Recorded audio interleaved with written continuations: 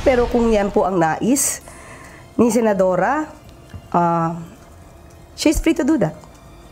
Itinakda na ng Senate Committee on Foreign Relations sa Huwebes, March 20 ang pagdinig kaugnay ng pag-aresto kay dating Pangulong Rodrigo Duterte.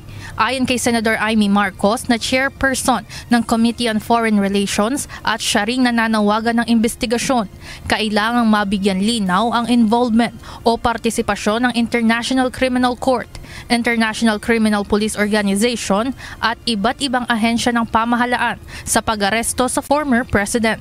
Maging kung nasunod ang mga protocol upang matiyak ang mga karapatan ni FPRRD sa ilalim ng batas. Kabilang sa iimbitahan ng komite sa pagdinig ang mga opisyal ng Philippine National Police o PNP, Office of Transportation Security sa ilalim ng Department of Transportation o OTS-DOTR at Department of Justice o DOJ. Gayon din ang Department of Foreign Affairs o DFA, National Security Council, Civil Aviation Authority of the Philippines o CAAP at iba pang resource persons at mga saksi.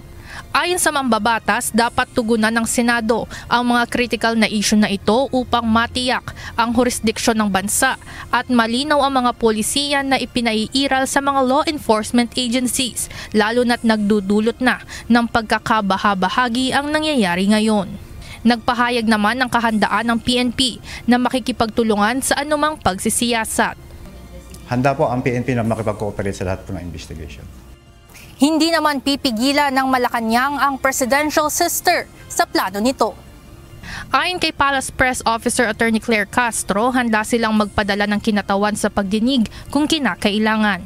If necessary, if it is for if the inquiry is in aid of legislation, we will respect the request of Senator Amy. Umaasa naman si Senate President Francis Escudero na makakatulong ang investigasyon upang mabigyan linaw ang issue.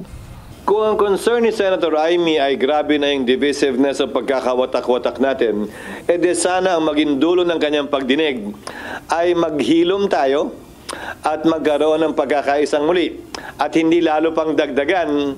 Kung yun ang pakay niya, sang-ayon ako sa pakay na yon. Ivan Alvarez, UNTV News and Rescue. Diyos ang aming sandigan, serbisyo publiko ang aming pinahahalagahan.